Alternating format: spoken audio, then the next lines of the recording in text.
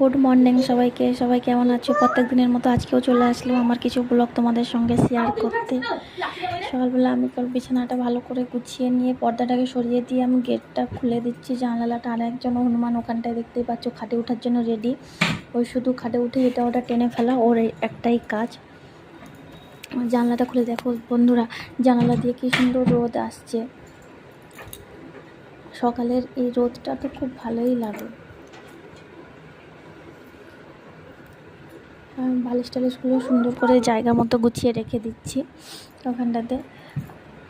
মাম্মামকে আমি বারবার বলছি মাম্মাম ওঠো না খাটে, ও তাই সেই নেমে পড়লো, উঠলো না। আমি ঝাঁটা দিয়ে ভালো করে বিছানাটা সুন্দর করে ঝেড়ে নিচ্ছি। এদিক ওদিক করে দিয়ে চাদরটাকে ভালো করে টাইট করে এদিক ওদিক গুঁজে নিলাম। বিছানা একটু টাইটের মতো না থাকলে একটু ভালো লাগে না। চাদরটা এদিক ওদিক গুছিয়ে থাকলে কেমন যেন একটা দেখতে লাগে, তাই এরকম করে গুছিয়ে রাখলে দেখতে বেশ সুন্দরই লাগে।